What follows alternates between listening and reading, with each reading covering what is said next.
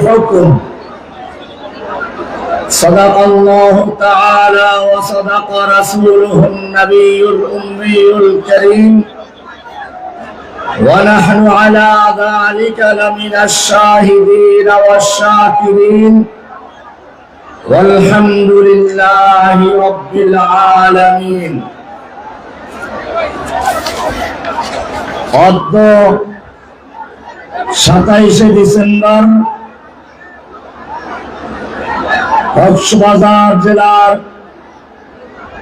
পেকুয়ার বৃহত্তর সাবেক গোলদি তাফসীর ময়দান মরহুম মাওলানা শহীদুল্লাহ স্মৃতি সংসদ ও পেকুয়া সমাজ উন্নয়ন পরিষদের যৌথ উদ্যোগে আয়োজিত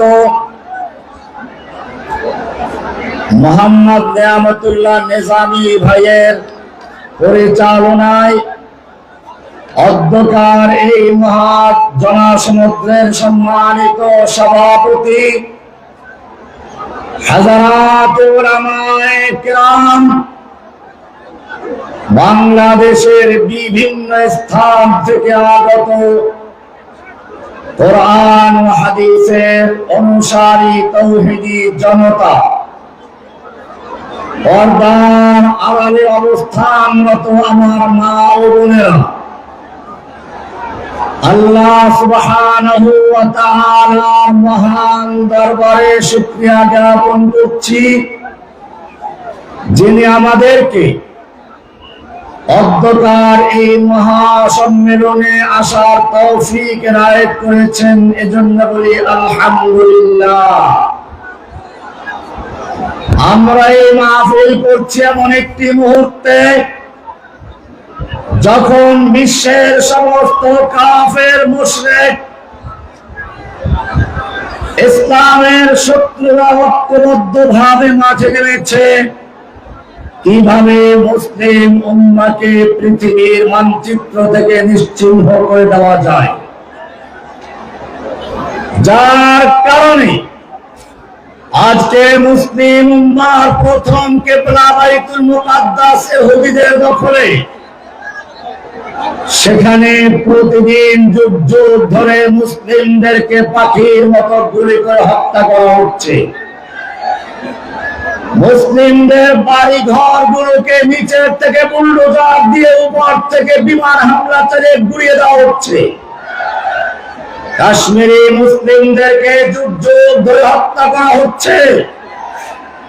সেখানে হিন্দুরা মুসলিমদেরকে চ্যালেঞ্জ করে স্লোগান দেয়, হিন্দু হিন্দি হিন্দুস্তান, জমন ভেজো পাকিস্তান, वो हमारी माता है तुम उसको खाता है, तुमको चाहिए कब्रिस्तान या भेजेंगे पाकिस्तान। শুধু এ পর্যন্তই নয়, বাংলাদেশে ইসকন নামক একটি সন্ত্রাসী সংগঠন আমাদের এক ভাইকে দিনে দুপুরে বাংলাদেশে পিটিয়ে হত্যা করেছে। কেন এই পরিস্থিতি? আজকে আমাদেরকে মনে রাখতে হবে যে ইহুদিরা ওমর ইবনে খাত্তাবের যুগে, ওমর ইবনে খাত্তাব যখন খয়বর থেকে ইহুদিদেরকে বহিষ্কারের নোটিশ জারি করেছিলেন, ইহুদি নেতা তখন ওমর ইবনে খাত্তাবের দরবারে এসে বলেছিল, ওমর তুমি আমাদের কেন বহিষ্কার করছো?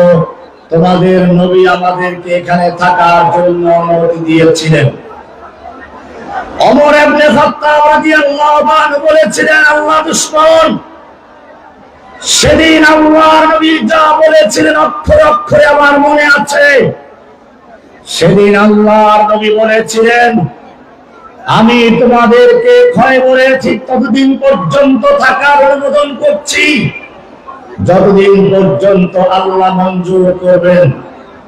কিন্তু সেদিন বেশি দূরে নয়, যেদিন তোমাদেরকে খয়বর থেকে বহিষ্কার করা হবে এবং তোদেরকে নিয়ে এত দূর পর্যন্ত যেতে বাধ্য হবে, তোদের উটগুলো ক্লান্ত হয়ে যাবে। ওমর ইবনে খাত্তাব বললেন, আজকে সেদিন এসেছে, তোদেরকে এখান থেকে বহিষ্কার করা হলো, কোথায় পালাবি, পালিয়ে যা। যে ইহুদি কাল পর্যন্ত মুসলিমদের কৃষিকাজ করত, মুসলিমদের শ্রমিকের কাজ করত, সেই ইহুদিরা আজকে মুসলমানদেরকে পাইকারি দরে হত্যা করে যাচ্ছে। কেন? আল্লাহর নবী সাল্লাল্লাহু আলাইহি ওয়াসাল্লাম ভবিষ্যৎবাণী করেছেন, ইউশিকু আন ইয়াতাদাআল উমাম, অচিরেই এমন একটি মুহূর্ত আসবে যখন বিশ্বের কাফের, মুশরিক, ইহুদি, খ্রিস্টানগুলো ঐক্যবদ্ধ হয়ে একে অপরকে আহ্বান জানাবে, আসুন আমরা ঐক্যবদ্ধ হয়ে মুসলিম উম্মাহকে হত্যা করে ধ্বংস করবে। যেভাবে খাবারের দস্তরখান বিছিয়ে খাবার তৈরি করে মেহমানদেরকে ডাকা হয়, সাহাবায়ে কেরাম প্রশ্ন করলেন, ইয়া রাসূলুল্লাহ, আমরা মাত্র ১-১.৫ লাখ সাহাবী, আমাদের ভয়েতে গোটা দুনিয়া থরথর করে কাঁপে, আর তখন মুসলিমদের ধ্বংস করার জন্য কাফের শক্তিগুলো একে অপরকে আহ্বান করবে, এত সাহস কোত্থেকে পাবে? তখন কি মুসলিমরা একেবারেই কমে যাবে? আল্লাহর নবী সাল্লাল্লাহু আলাইহি ওয়াসাল্লাম সেদিন বলেছিলেন যে না, তখন মুসলিমদের সংখ্যা এর চেয়ে কোটি কোটি গুণ বেশি হবে। কিন্তু জেনে রাখো, তখন মুসলিমদের অবস্থা হবে গোসাউন কা গোসাইস সাইল, তুফানের সময়, পানি বন্যার সময় পানির উপরে ভাসমান খড়কুটা, কচুরি পাতা, ময়লা আবর্জনার যে অবস্থা হয় সেরকম হবে। সাহাবায়ে কেরাম বলেন, ইয়া রাসূলুল্লাহ, তার কারণটা কি? বললেন, তার কারণ হচ্ছে তোমাদের অন্তরের মধ্যে অহং ঢুকিয়ে যাবে, অহং। সাহাবায়ে কেরাম জিজ্ঞেস করেন, অহং কি জিনিস? আল্লাহর নবী সাল্লাল্লাহু আলাইহি ওয়াসাল্লাম বললেন, অহং হচ্ছে হুব্বুদ দুনিয়া ওয়া কারাহিয়াতুল মাউত, আল্লাহর রাস্তায়, আল্লাহর পথে জীবন দেওয়াকে তোমরা পছন্দ করবে এবং তোমরা দুনিয়ার লোভে মোহে তোমরা মুক্ত হয়ে যাবে। ভাইরা আমার, আল্লাহর নবী সাল্লাল্লাহু আলাইহি ওয়াসাল্লাম যে কথা বলেছিলেন, আজকে মুসলিম উম্মাহ সেই পথেই আগাচ্ছে। কচুরি পানার মতো যেরকম ইহুদি খ্রিস্টানরা তাদেরকে সায়লাবে ভাসিয়ে দিচ্ছে, সেরকম ভেসে যাচ্ছে। কারণ হচ্ছে এই, আল্লাহর নবী যেটা বলেছিলেন, মুসলিমদের ক্ষমতার উৎস লা ইলাহা ইল্লাল্লাহ, সমস্ত ক্ষমতার মালিক আল্লাহ, আল্লাহ ছাড়া কারো কোনো ক্ষমতা নেই। কোরআনের সূরা আলে ইমরানের ২৪ নম্বর আয়াতে বলেছেন, কুলিল্লাহুম্মা মালিকাল মুলক, হে নবী আপনি বিশ্ববাসীকে জানিয়ে দিন, আল্লাহ হচ্ছেন সমস্ত ক্ষমতার মালিক। তুতিল মুলকা মান তাশাউ, তুমি যাকে ইচ্ছে করো তাকে ক্ষমতা দান করো। ওয়া তানজিউল মুলকা মিম্মান তাশাউ, তুমি যার থেকে ইচ্ছা ক্ষমতা ছিনিয়ে নাও। আমরা দেখেছি এদেশের এক ফ্যাসিস্ট হাসিনা দুপুরে হরেক রকম খাবার তৈরি করে ১০০ পদের তরকারি রান্না করে বস্তা বস্তা টাকা তৈরি করে রেখেছিল, যাতে করে তার বিশেষ বাহিনীকে এগুলো খাওয়াবে আর টাকা দিয়ে পরের দিন ছাত্রদের বুকে গুলি করাবার আদেশ করবে। আল্লাহ রাব্বুল আলামিন দেখিয়ে দিলেন, তোমার এই রান্না করা খাবার তোমাকে খেতে দেওয়া হবে না। ওয়াতানজিউল মুলকা মিম্মান তাশাউ, তোমার রান্না করা খাবার রেখে, সব কিছু রেখে তোমাদের ক্ষমতা ছিনিয়ে নেওয়া হচ্ছে। তোমাকে বাংলাদেশ থেকে পালিয়ে যেতে হবে।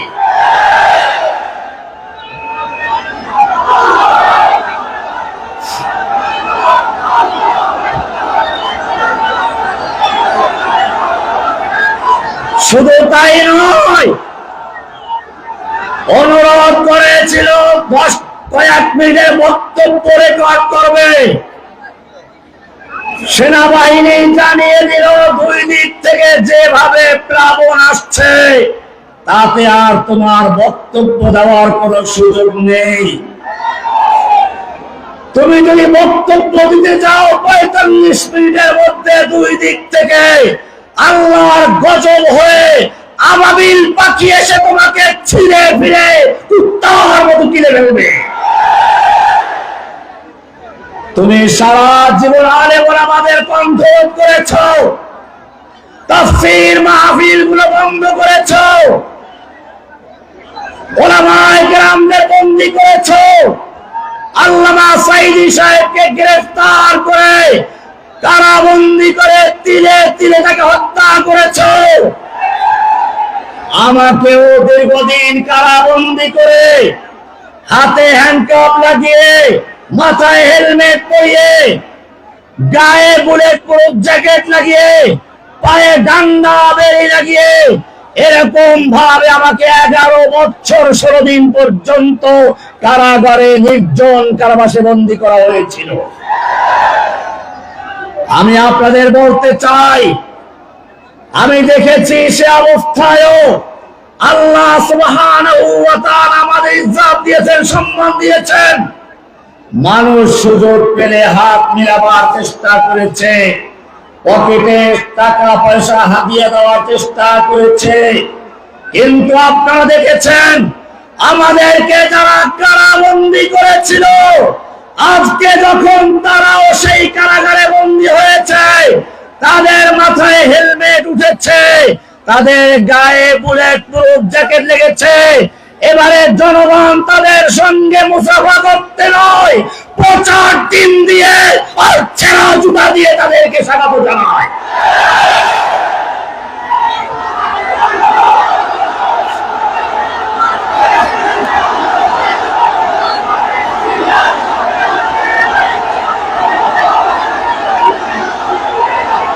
সংগ্রামী তাওহীদি জনতা, তোমাদের মনে রাখতে হবে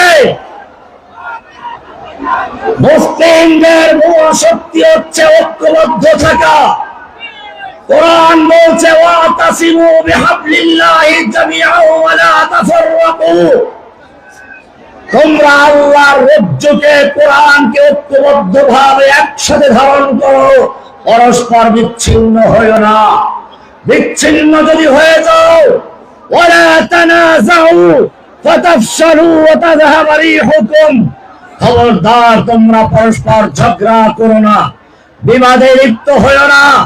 এমনটা যদি করো আল্লাহ বলেন ফাতাফশালু, তোমরা হীনমন্দ হবে, দুর্বল হবে, কাপুরুষ হবে, ওয়া তাযহাবা রিহুকুম, দুশ্মনের অন্তর থেকে তোমাদের প্রভাব চলে যাবে, তোমাদের গ্রেফতার করতে ভয় পাবে না, তোমাদের ফাঁসি দিতে ভয় পাবে না, তোমাদের পায়ে বেড়ি করাতে ভয় পাবে না।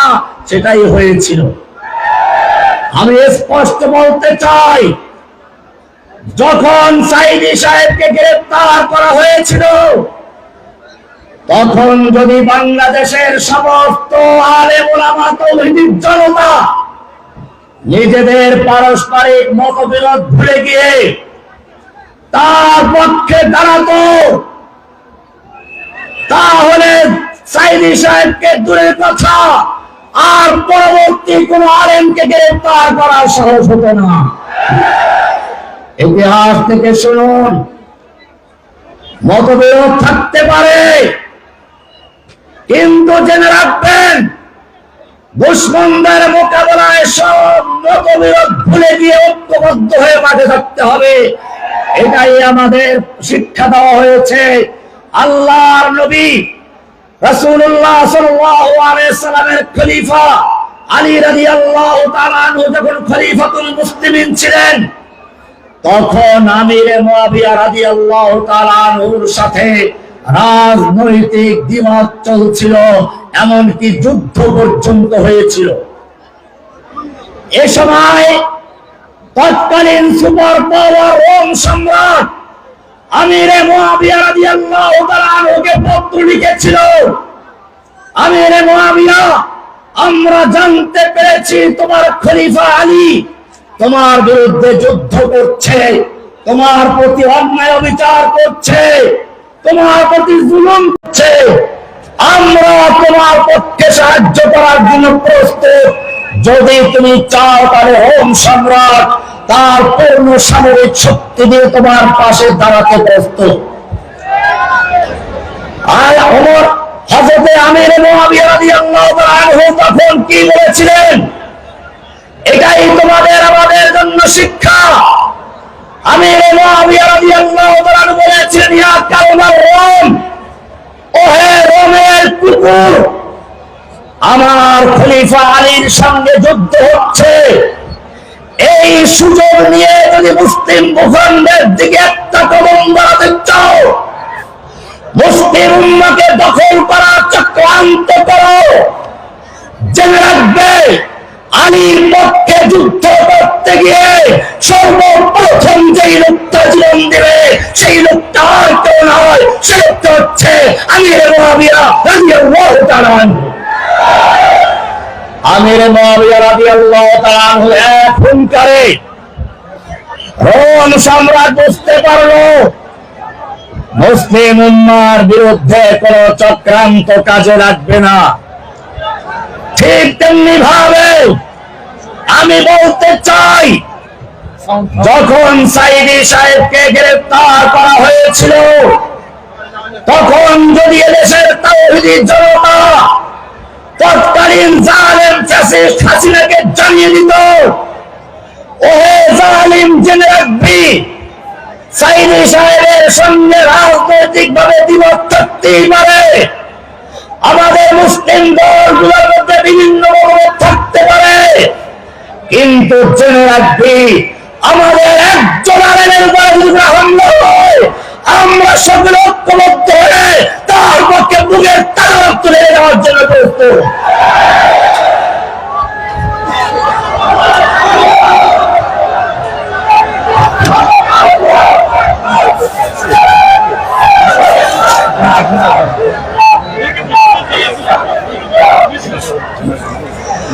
ভাইরা আমার, মনে রাখতে হবে আল্লাহর নবী সাল্লাল্লাহু আলাইহি ওয়াসাল্লাম নিজে যুদ্ধ করেছেন, উহুদের যুদ্ধ চলছে। এ সময় এক যুবক এসে বলছে, ইয়া রাসূলুল্লাহ, এ আমার জীবন, এ আমার শক্তি, আমার তারুণ্য, এ আমার সুন্দর চেহারা, আমি যদি আল্লাহর রাস্তায় যুদ্ধ করতে করতে শহীদ হয়ে যাই, আমার জন্য কি পুরস্কার রয়েছে? আল্লাহ নবী সাল্লাল্লাহু আলাইহি ওয়াসাল্লাম বললেন, তোমার জন্য জান্নাত রয়েছে। যুবক বলল, বাহ, কি সুন্দর সুসংবাদ। যুদ্ধ করার জন্য একটু শক্তির তো প্রয়োজন। উনি কয়েকটা খেজুর বের করে খেলেন, বাকি খেজুর গুলো ছুঁড়ে মারবেন আর বললেন, এতগুলো খেজুর খেতে গেলে আমার জান্নাতে যেতে অনেক দেরি হয়ে যাবে। যুদ্ধ করতে করতে দুশমনদের ভিড়ের ভিতরে ঢুকে পড়লেন, যেদিকে যাচ্ছেন কেবল লাশের স্তূপ করে দিচ্ছেন। মুসলিম সৈনিকেরা দেখতে পেল পূর্ণিমার চাঁদ যেরকম কালো মেঘের ভিতরে ঢুকে পড়ে, ওই যুবক সেরকম ভাবে কাফেরদের ভিড়ের ভিতরে ঢুকে পড়েছে। সাহাবায়ে কেরাম ডাক দিল, যুবক, তুমি তো কাফেরদের ভিড়ের ভিতরে ঢুকে পড়েছো, ফিরে এসো। যুবক তাকালো, চেহারায় রক্ত, ঠোঁটে মুচকি হাসি, আর বলল, আমাকে যেতে দাও, আমি উহুদের পাহাড়ের দিক থেকে আমার নাকের ভিতরে জান্নাতের সুগন্ধ পাচ্ছি। ভাইরা আমার, যুদ্ধ করতে করতে যুবক শহীদ হয়ে গেলেন। আল্লাহর নবী নিজে যুদ্ধ করেছেন। একজন ওসমান রাদিয়াল্লাহু তাআলা আনহুকে হুদায়বিয়ার সময় মক্কায় পাঠালেন, যাও মক্কার লোকদেরকে বুঝাও আমরা যুদ্ধ করতে আসলে উমরা করতে এসেছি, আমাদের পরনে হেরামের কাপড় যুদ্ধের পোশাক নয়, আমাদের সঙ্গে কোরবানির পশু রয়েছে, অস্ত্র নয়। মক্কার কাফেররা চিন্তা করলে এটা একটা সুযোগ। মুহাম্মদ সাল্লাল্লাহু আলাইহি ওয়াসাল্লাম নিজে এবং তার সঙ্গীরা মক্কার কাছে এসেছে, এই লোকগুলো হত্যা করলে আমাদের সব বিপদ শেষ হয়ে যায়। কিন্তু একটু ভয় ছিল, সেজন্য মুসলিমদের শক্তি পরীক্ষা করার জন্য একটা গুজব ছড়িয়ে দিল ওসমানকে হত্যা করা হয়েছে। ইতিহাস পড়ুন, আল্লাহ নবীর তাবুতে যখন খবর ছড়িয়ে পড়ল ওসমানকে হত্যা করা হয়েছে, আল্লাহ নবী তখন তাবুতে বসে বসে দোয়া করেন নাই, তাবুত থেকে বেরিয়ে এলেন, জোরে ডাক দিলেন, ইয়া সাহাবাস সাজারা, ওরে গাছের নিচে অবস্থানকারী সাহাবীরা বেরিয়ে আসো, আমার কাছে খবর এসেছে আমার ওসমানকে হত্যা করা হয়েছে। এই বলে আল্লাহ আমি হাত বিছিয়ে দিলেন, বললেন আমি হাত বিছিয়ে দিলাম, আমার হাতে হাত থেকে বায়াত করো, অঙ্গীকার করো, প্রতিজ্ঞা করো, হয়তো ওসমান হত্যার বদলা নিতে গিয়ে মক্কা বিজয় করে ছাড়বো, নতুবা সকলে শহীদ হয়ে যাব, আমরা কেউ মদিনায় ফিরে যাব না। ইতিহাস সাক্ষী, আল্লাহ নবীর হাতের উপরে হাত রেখে পর্যায়ক্রমে 1400 সাহাবায়ে কেরাম বায়াত করলেন। এক পর্যায়ে আল্লাহর নবী নিজের বাম হাতটাকে ডান হাতের উপর রেখে বায়াত করে বললেন, এটা ওসমানের হাত, যাতে ওসমান এই পবিত্র বায়াত থেকে বঞ্চিত না হয়। বায়াত হয়ে গেল। আল্লাহর নবীর সাহাবীরা কবিতা পড়তে লাগলেন, নাহনুল্লাযীনা বায়াউ মুহাম্মাদা আলা জিহাদে মা বাকিনা আবাদা, আমরা সেই জাতি যারা আল্লাহর নবী মুহাম্মদের হাতে হাত থেকে বায়াত করেছি, আমরা যুদ্ধ চালিয়ে যাব যতক্ষণ পর্যন্ত আমার দেহের সঙ্গে থাকবে, হয় শরীয়ত নয় শাহাদাত, আল্লাহর জন্য জীবন বাজি, মরলে শহীদ বাঁচলে গাজী। এই স্লোগান নিয়ে যখন তারা মাঠে অবতীর্ণ হলেন, মক্কার লোকেরা ভয় পেয়ে গেল। এরপরে হুদায়বিয়ার সন্ধি হলো। ও মুসলিম জেনে রাখো, আজকে আমাদেরকে ভারত হুঙ্কার দেয়, ভারত থেকে একজনের মাঝে মধ্যে খবর ছড়ায়, চট করে ঢুকে পড়ব। আমরা বলি তুমি চট করে ঢুকে পড়ো। বিডিআর বিদ্রোহের নামে এদেশের সেনাবাহিনীকে, বিডিআরকে তুমি হত্যা করেছো, তার বিচার করে তোমাকে ফাঁসির মঞ্চে ঝুলে দেওয়ার জন্য এদেশের তাওহীদি জনতা অত্যন্ত অপেক্ষা করছে। তুমি চট করে ঢুকে পড়ো, তুমি চট করে ঢুকে পড়ো। শাপলা চত্বরে রাতের অন্ধকারে বাতি বন্ধ করে দিয়ে তাওহীদি জনতার রক্তে তুমি শাপলা চত্বর রঞ্জিত করেছিলে, তুমি চট করে ঢুকে পড়ো। তাওহীদি শাপলা চত্বরের জনতার বিচার করে, সেই শহীদ হত্যার বিচার করে তোমাকে ফাঁসির মঞ্চে ঝুলাবার জন্য দেশে ফাঁসির মঞ্চ তৈরি হয়েছে। তুমি চট করে ঢুকে পড়ো। তোমার অপবিত্র স্বামী, অবৈধ স্বামী গুজরাটের কসাই নরেন্দ্র মোদীকে বাংলাদেশে আনার জন্য ব্রাহ্মণবাড়িয়াতে হাটাজারিতে হাজার হাজার ছাত্রকে হত্যা করেছ, আহত করেছ। তুমি চট করে আসো, তুমি চট করে আসো। ব্রাহ্মণবাড়িয়ার শহীদদের এবং হাটাজারি শহীদদের বিচার করে তোমাকে ফাঁসির মঞ্চে ঝুলাবার জন্য দেশের মানুষ তৈরি আছে। বলছিলাম, মক্কার কাফেররা যখন অঙ্গীকার শুনল, বায়াতের খবর শুনল, ওদের হৃৎপিণ্ডে জ্বালা তৈরি ভয় পেয়ে গেল। এবারে তারা হুদায়বিয়ার সন্ধি করার জন্য তৈরি হলো। এই খবর শুধুমাত্র মক্কা পর্যন্ত নয়, কোরআন হাদিস পড়ো, সব আসমান ভেদ করে, লৌহ কলম ছেদ করে আল্লাহর আরশ পর্যন্ত বায়াতের খবর হয়ে গেছে। কোরআনের সূরা ফাতহ এর 10 নম্বর আয়াত আল্লাহ বলছেন লাকাদ রাদিয়াল্লাহু আনিল মুমিনিনা ইয ইউবাইউনাকা তাহতাশ শাজারা।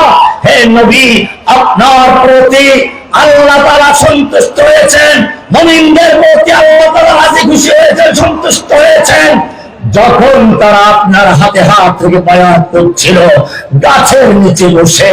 শুধু রাজি খুশি নয়, আরো সামনে পড়ুন সূরা ফাতির 18 নম্বর আয়াতে বলছেন ইন্নাল্লাযীনা ইউবাইউনাকা ইন্নামা ইউবাইউনাল্লাহ। হে নবী, যারা আপনার হাতে হাত রেখে বায়াত করেছে তারা আপনার হাতে হাত রেখে বায়াত করে নাই, বরং স্বয়ং আল্লাহর হাতে হাত রেখে বায়াত করেছে। ইয়াদুল্লাহি ফাওকা আইদিহিম, তাদের হাতের উপরে স্বয়ং আল্লাহর হাত ছিল। আমি আপনাদের বলতে চাই, একজন ওসমান হত্যার খবর পেয়ে আল্লাহর নবী সেদিন নিজের জীবন উৎসর্গ করেছিলেন, যুদ্ধের জন্য বায়াত নিয়েছিলেন। আমি তোমাদের জিজ্ঞেস করতে চাই, আজকে হাজার হাজার ওসমান বাংলাদেশের কারাগারে, এমনকি সাইদি সাহেব থেকে শুরু করে জসিমউদ্দিন রহমানী পর্যন্ত হাজার হাজার আলেমকে জেলে বন্দী করা হয়েছে, অনেককে ফাঁসি দেওয়া হয়েছে, অনেককে নির্মম অত্যাচার করে ধরে ধরে মারা হয়েছে, গুম করা হয়েছে, খুন করা হয়েছে।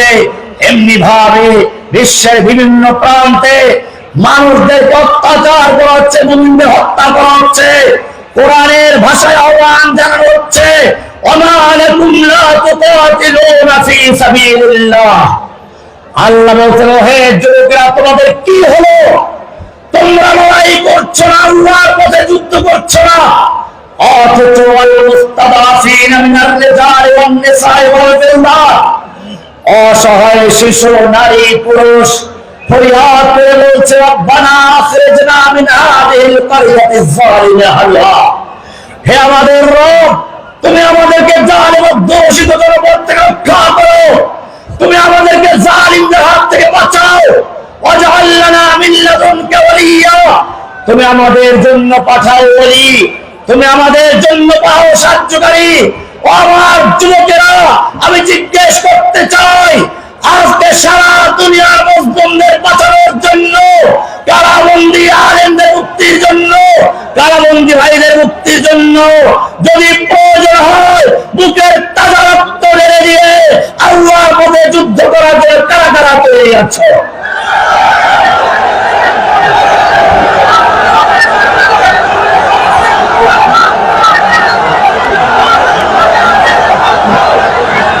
জেনে রাখবে, তোমার আমার চেয়ে তোমার আমার নবীর চেহারা অনেক সুন্দর ছিল, তোমার আমার রক্তের চেয়ে নবীর রক্ত অনেক পবিত্র ছিল। তোমার আমার নবী রাস্তায় চলতে গেলে মেঘ ছায়া দিত, পেশাব করতে গেলে খেজুর গাছ এসে আড়াল করে দিয়েছে। কোরআন বলো, আল্লাহ নবীর সামনে কেউ জোরে কথা বললে ওহী নাযিল হয়ে গেছে। লা তারফাউ আসওয়াতাকুম ফাওকা সাওতিন নবী, খবরদার নবীর আওয়াজের চেয়ে জোরে আওয়াজ করে কথা বলবি না। এমনটা যদি করো তাহলে জীবনের সমস্ত আমল বরবাদ হয়ে যাবে। তোমার আমার নবী যখন কোরআন মুখস্থ করার জন্য খুব নাড়াচাড়া করছেন, আল্লাহ বলেছেন লা তুহাররিক বিহি লিসানাকা লিতা'জালা বিহি। হে নবী, কোরআন দ্রুত মুখস্থ করার জন্য আপনি খুব নাড়াচাড়া করবেন না। ইন্না আলাইনা জামাহু ওয়া কুরআনা, গোটা কোরআনকে নূর বানিয়ে আপনার সিনায় জমা করে দেওয়ার দায়িত্ব আমি আল্লাহ নিয়েছি। আমি জিজ্ঞেস করতে চাই, যেই নবীর জন্য আল্লাহর এত মায়া, সেই নবীকে যখন তায়েফের ময়দানে পাথর মারা হচ্ছিল আল্লাহ দেখতে পাচ্ছিলেন কিনা? আল্লাহ ফিরাবার ক্ষমতা ছিল কিনা? ফিরিয়েছিলেন কিনা? কেন ফিরান নাই? সেখানে আমাদের পরিষ্কার হয়ে গেছে। আল্লাহ তাআলা শিক্ষা দিলেন, পরিষ্কার কোরআন বলছে হাসিবতুম আন তাদখুলুল জান্নাহ, তোমরা কি মনে করেছো এমনিতে জান্নাতে ঢুকে পড়বে? ওয়ালাম্মা ইয়াতিকুম মাসালুল্লাযীনা খালাউ মিন ক্বাবলিকুম, অথচ তোমাদের প্রতি আসবে না ওই সকল বিপদ আপদ মুসিবত যা এসেছিল তোমাদের আগের লোকদের প্রতি। মাসাতুল বাসা ওয়া দাররা ওয়া যুলজিলু হাত্তা ইয়াকুলুর রাসূলু ওয়াল্লাযীনা আমানু মাতা নাসরুল্লাহ। সুতরাং বুঝতে হবে আল্লাহর নবীকে যখন রক্ত দিতে হয়েছে, সাহাবায়ে কেরামকে রক্ত দিতে হয়েছে, কিয়ামত পর্যন্ত যারা নবীওয়ালা কাজ করবে তাদেরকে রক্ত দিতে হবে। আমার ভাইয়েরা, আমি জিজ্ঞেস করতে চাই, বাংলার জমিনে আল্লাহর দ্বীনকে বিজয়ী করার জন্য যদি রাজপথে বুকের তাজা রক্ত ঢেলতে হয়, কে কে তৈরি আছো? লিল্লাহি তাকবীর।